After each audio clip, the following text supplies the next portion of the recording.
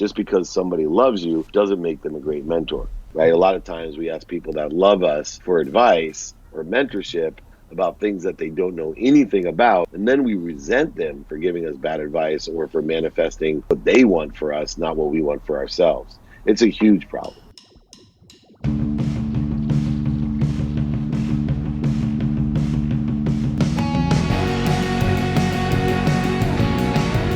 How's it going, everyone? Welcome to the Fitness Founders Podcast. I'm Kevin Mannion, VP Marketing here at Glofox. This week we interviewed David Meltzer, a business coach, keynote speaker, and advisor to top sports people. He's the host of Entrepreneurship podcast, The Elevator Pitch, where he's interviewed the likes of Maria Sharapova, Gary Vaynerchuk, and Sugar Ray Leonard. David talks to us about picking good mentors, changing your mindset when faced with failure, and how you can build a fitness brand that matches your unique identity. He's got a lot to say, so let's kick off. David, welcome to the show. Thanks for having me. Very excited to be here. We'll jump straight in here now, David. I know you work with a lot of former athletes. Many of these are maybe looking for a new calling in life, similar to a lot of our listeners. So what is the number one piece of advice you give to somebody transitioning from any walk of life into entrepreneurship? You know, I always say crawl before you walk, before you run. Ask for help, get mentorship. Make sure that you guarantee that you're going to stay in business is the first rule of entrepreneurship. So don't get out over your skis. And I think utilizing that approach of alignment first, action second, and then prepare for adjustment third always creates a more statistical success for any entrepreneur, whether they're coming in like the athletes that I work with a lot of money or bootstrapping it with none. Okay, yeah, that makes a lot of sense. And, you know, I think a lot of, our listeners are probably bootstrapping it. And, one thing I heard you say once is that, gratitude is a superpower. Can you give some insight into what that means, especially for somebody who's starting up who maybe feels they don't have a ton to give away or be grateful for as they get started? I deal with this every day, and perspective is everything. We create our own illusions. After we create those illusions, we put faith into the wrong things, and then we question why we get more of the wrong things. And the key to having the right perspective, the key to putting faith in what we do want, the key to getting what we do want is gratitude. Gratitude is a duality of not only appreciating what we have, but adding value to it and giving it away. Gratitude is the key to life. It's like I said, the superpower of life, because it's the superpower of perception. And everything that you look at, even just our activity and actions, if you look at it, one simple switch from I got to do this to I get to do this. And the key to the difference between I get to do and I got to do is gratitude. And so there's not one circumstance that gratitude is not a superpower of perception. It does not allow everything to be better in our lives. Okay. And maybe tell me about a time where, you use that in an example of that that would maybe be understandable for our users. That something. Yeah, I'll give you two. One is a humongous one, and one is a common day one, because I think people need, to see things in different lights. I lost over $100 million portfolio, and I looked at it as the best day of my life. I looked at it as saving my life. I looked at it as being able to start over and to provide value to others, to relive my life as a motivator, not a manipulator. And I saw it as a new beginning, all through gratitude. I was so grateful for the lessons and for the universe saving me from what I think would have been a great tragedy if I would have continued with the successes I was having, surrounding myself with the wrong people and the wrong ideas. Then in a microcosmic level, I had a 72-hour trip that took me from Hong Kong to LA to Mexico City, back to LA. And as I came home exhausted, my wife first thing asked me if I could go pick up my 14-year-old daughter. And I looked at her and I said, "Are you kidding? I have to go pick her up?" And she looked at me and said, "Oh, Mr. Hypocrite, I'm going to go pull up 16 videos on Instagram at David Meltzer to show you how you're telling people that you get to do everything. You just have complained over the last 72 hours to me how the number one thing that you miss and regret from this extraordinary trip was being able to spend time with your teenage daughters. And here I'm giving you an opportunity to spend 30 minutes one-on-one with her in the car, completely captured. And you're telling me you have to do this? No. Through gratitude and the shift of the paradigm, change the way you look at things, the things you look at change. Sure enough, gratitude took me to a place of true joy that I get to do this. And I had an extraordinary energy shift. There wasn't any resistance or voids or anger or frustration. It was simply so much inspiration and excitement once I shifted my perspective. And those are two classic examples of how gratitude, have been used in my life as a superpower. Yeah, okay. That makes a lot of sense. And, you maybe the first one was probably a bigger blow. Yeah, a little bit. And in the second one, you had your wife to help you, I suppose, set your perspective. But how did you change your perspective on the first one? Did somebody help you, or did you have this change of perspective on your own, or how did you do that? It was an evolution, not a revolution. So I met several different people, had several different circumstances that were giving me an idea, a quantum shift in my life, to live my life as a motivator, not a manipulator, to start allowing things to happen, to surrender, to put faith in really what I wanted, to have faith at all and not believe that I'm in control of everything and that there's a higher power, a higher source that I could surrender to and just be of service to help as many people as I could. Some simple changes was just to say thank you before I went to bed and when I woke up.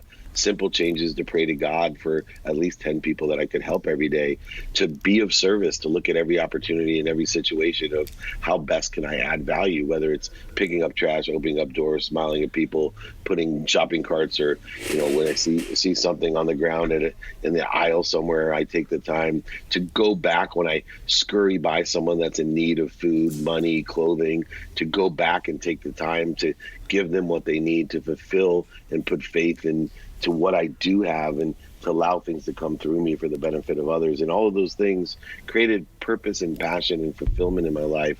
And it allowed me to keep focused in faith on more of what I want. I actually shifted the paradigm from living in a world of just enough to living in a world of more than enough. And when I lived in the world of more than enough, there always seemed to be more than enough. Even though I had over $100 million portfolio, I lived in a world of just enough, and I always just had just enough, and that's how I lost it all. But now that I live in a more than enough, when you live in a world of more than enough, you can't lose everything because there's always more than enough.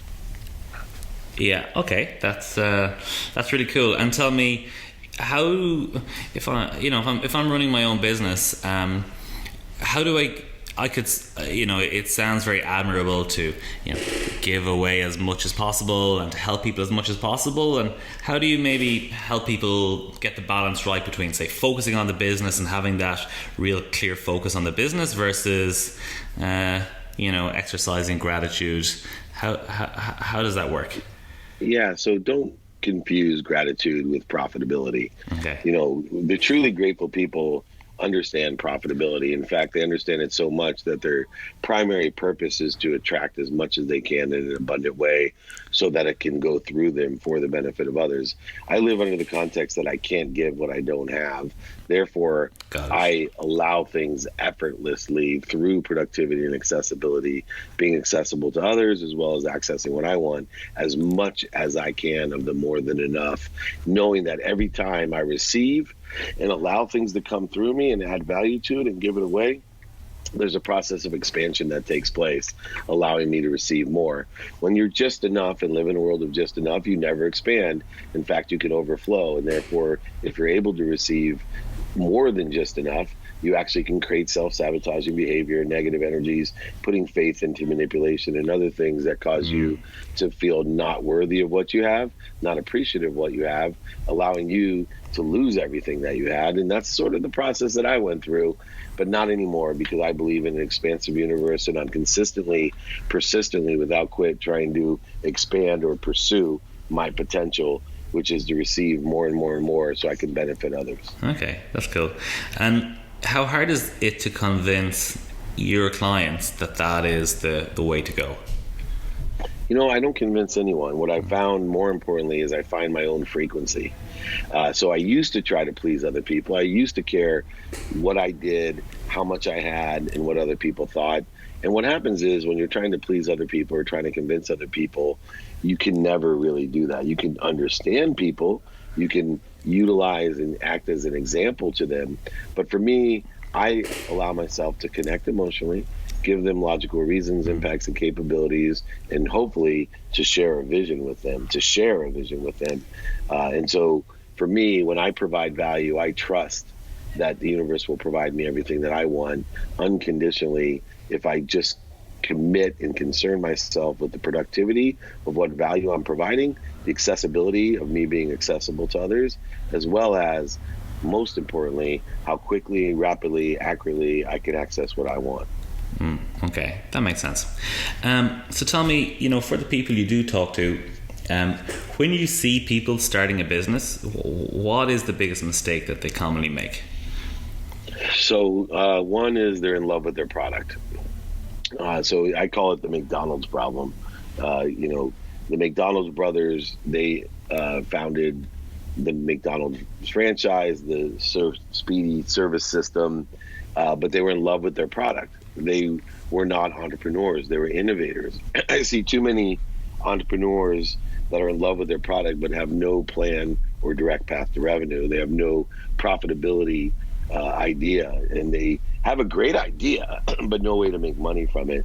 And I think that's the biggest problem, is on the emotional level, that people have sacrificed their lives, their families, all their money for something that they love, instead of being pragmatic in the fact that this is a business and you need to be profitable. You need to make money with your idea. You just can't have a great idea.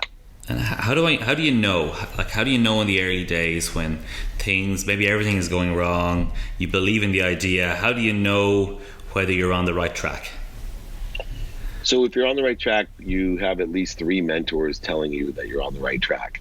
They're helping you understand the assumptions that you're making, because most people make really good decisions, but a lot of people are just basing those good decisions off of bad assumptions. In order to make better assumptions and to be more statistically successful, efficient, effective, you have to have great mentorship. You have to be humble.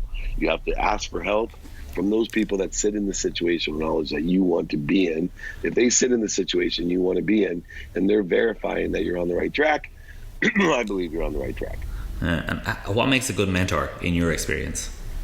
A good mentor is someone, number one, that's willing to help you, to be accessible to you, but 2, actually has the situational knowledge experience, has paid the dummy tax about what you want to learn. So there's a million people out there. I would say just because somebody loves you doesn't make them a great mentor, right? A lot of times we ask people that love us for advice or mentorship about things that they don't know anything about, and then we resent them for giving us bad advice or for manifesting what they want for us, not what we want for ourselves. It's a huge problem. Yeah. Okay. That's some really good advice. I'm going to change tack a slight bit. So, I know you work with a lot of entrepreneurs, but you also work with a lot of brands, finding marketing opportunities for them. What's working for brands nowadays, even from the perspective of somebody who wants to start their own brand? What's working for brands is frequency, and I utilize that not only as a product, service, or as a person.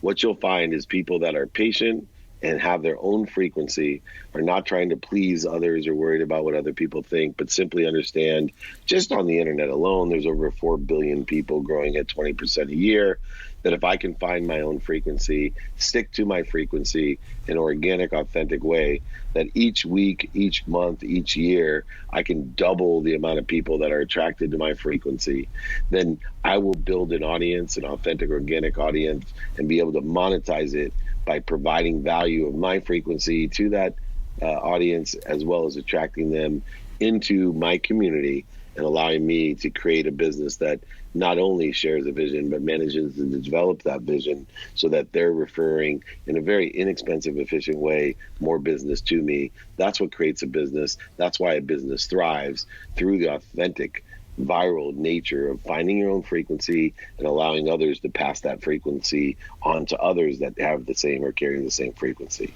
Yeah, and by frequency you mean another word would be identity? Identity is one of the frequencies that we have.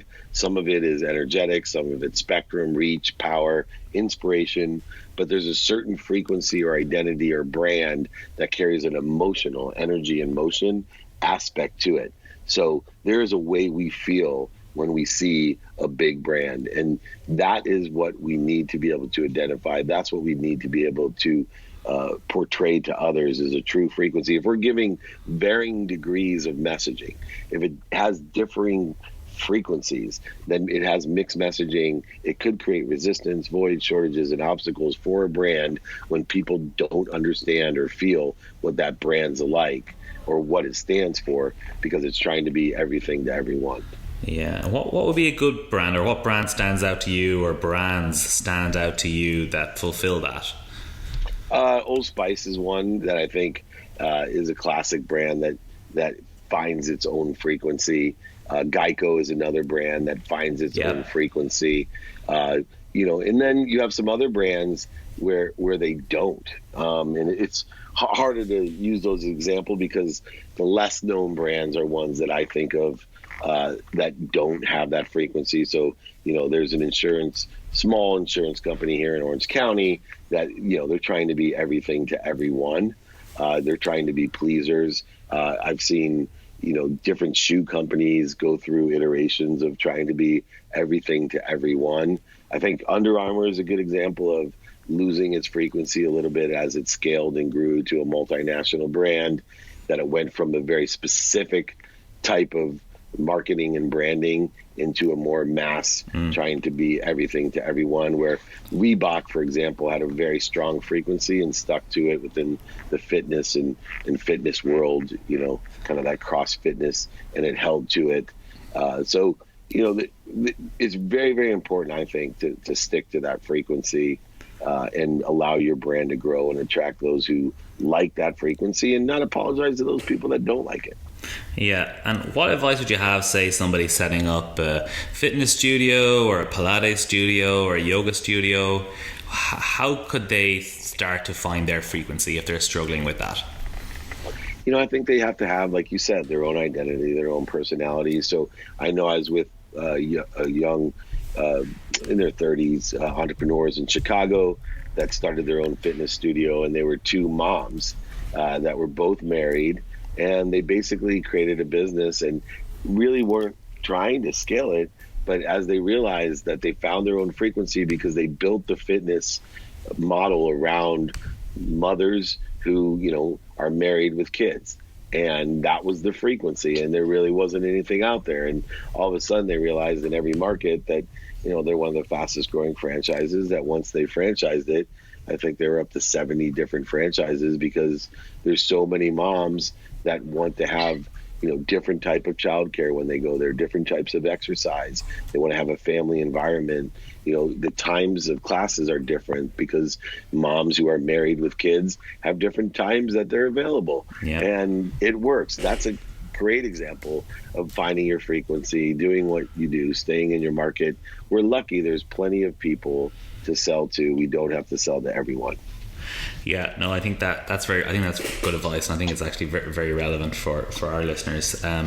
So another, couple of questions.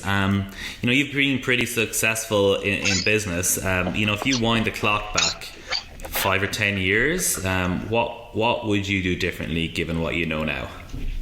Oh, that's simple. I can wind the clock back one day and it's always the same thing I do differently, but especially 10, 20, even 30 years. I would ask for help. I think even today I teach, I preach, I scream, I yell, I inspire people to ask for help, to be radically humble. And egotistically, it is so difficult to be that humble, to all the time surrender and ask for help, and understand that the best way to get what I want is to help others and to ask for help. And I constantly have to remind myself, how can I be of service, and do you know anyone that can help me, are the two most powerful questions that I can utilize. And they, once again, incorporate gratitude as the superpower because you can't ask those types of questions unless you're truly grateful, and you can't be grateful without being radically humble. Yeah, and tell us about, like, what was the last time you asked for help? Oh, I asked for help this morning. So I have a big book launch on July 15th. And I was asking at the office for help on the marketing plan, understanding what's going on, because I have a lot of younger people that work for me, to understand how exactly the best way, I'm getting old. My first book, when I wrote, we were still doing book signings, and they had some great ideas about doing meetups, for the amount of time, resource, and money that it takes to do book signings in Barnes and Nobles. Why not just do a meetup? I get such a huge audience at a meetup. Even if I do the meetup at a Barnes and Nobles in the coffee shop, where my book's being sold, I don't have to go through, and the bookstores will love it, right? Because they don't have to go through the expense, the time. So I ask for help every day, but there are, times in my life that I still, very simply, the other day I didn't ask for directions, and it cost me 25 minutes because I wasn't radically humble just to ask for directions. And I thought, I'll just do it myself. And it didn't pay off again. So if I could tell people, start out by seeing how you can be of service, but with whatever you really need, if you have someone with the situation knowledge, it's much easier, better, efficient, and effective, and statistically successful to ask for help. Yeah. Okay. I think I'm going to take that advice myself. Actually, I think it's a good learning. So you say that your business, you say that you manage $20 billion of relationship capital. So what is this relationship capital? Oh, so $20 billion in relationship capital.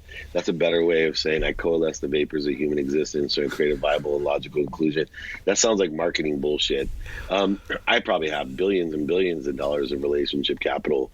Relationship capital is the effect over 51 years of me being alive, of being 1 degree of separation from almost everyone, at least in the United States, if not even within the world, in sports, entertainment, and business. Relationship capital is the value of the relationships that I can go to and either ask for help or to give help to or to refer someone to. There's almost no one in the United States that I can't get to in my relationship capital. So people ask me all the time, what that $20 billion of relationship capital. That's an old number. I was with a couple billionaires the other day in my circles of influence, my spheres of influence, and I think each of them are worth now more than $20 billion. I can go with the Hinduja family being friends of mine, and I think they make $23 billion a year just being the chairman of Gulf Oil International. So the point of that is I have two assets in any business that I have. Number one, the relationship capital. Right, I have the inner circle of sports, entertainment, business, politics that I can help people accelerate what they want to do. I can introduce them into the decision maker far more than a group of 10 sales reps making $100,000 a year can. So I have extreme value because I have relationships. I've earned those relationships by earning respect and helping other people. And then the other asset that I have is utilizing my awareness on how to monetize an opportunity. So I think my two superpowers as a business person is, one, who I know and how to monetize it. Okay, well those are two good ones to have. On the relationships, how do you keep them warm? With a vast network, and anyone starting a business, obviously they need as many friends as they can get. But how do you manage a large network of people? How much time do you put into it? You got to have things like the 5-20 rule that I have. I keep all my phone calls to 5 minutes, all my meetings and interviews to 20 minutes, with a few exceptions if I really like someone. But moreover, also utilizing and being a student of my calendar, being productive and accessible by using my time correctly. Everyone has 24 hours of the day. You need to understand how to be productive and accessible with those 24 hours, being more interested than interesting, being as efficient as you can with that time, being also as grateful as you can with that time. Not only the time that you have scheduled things, but the white space in your calendar, as well as your sleep. I'm a student of my sleep. I know that everyone during the day has to rest, and through meditation and sleep, I utilize sleep as an asset, as a productive and accessible activity.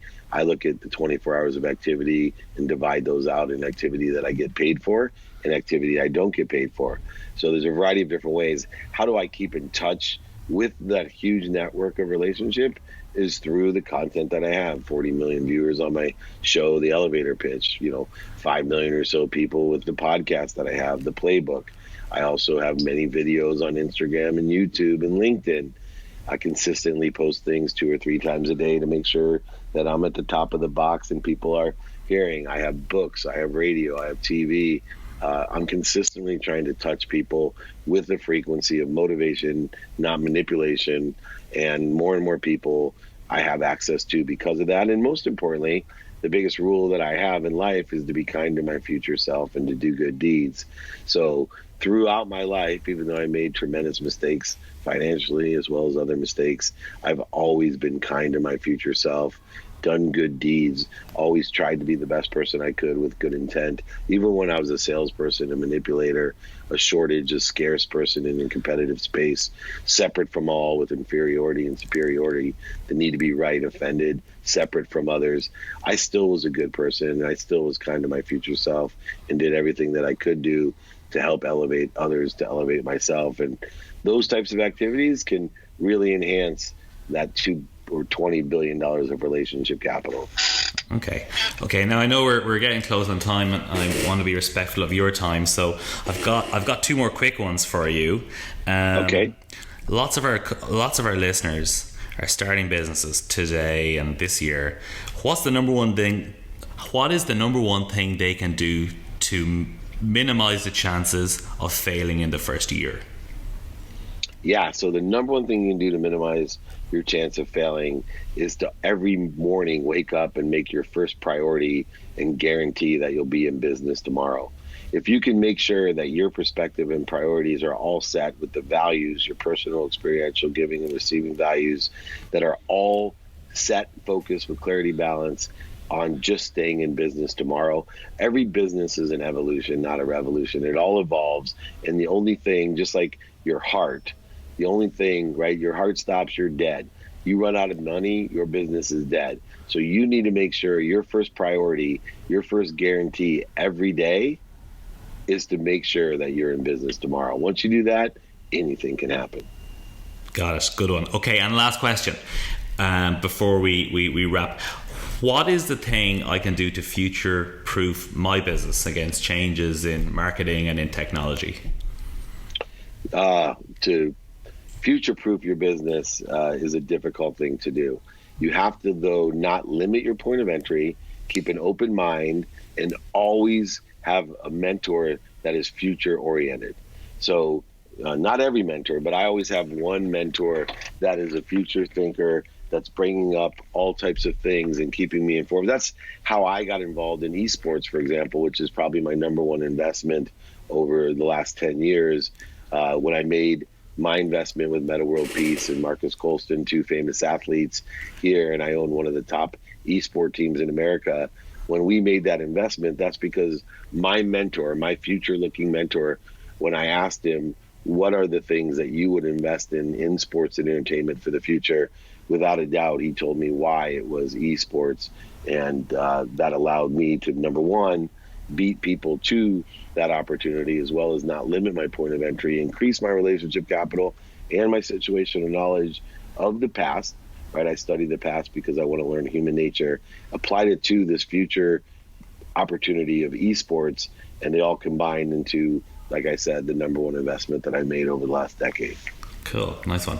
Okay, David. Well, first of all, thanks very much for your time today. But secondly, before we wrap, just tell us where people can find you.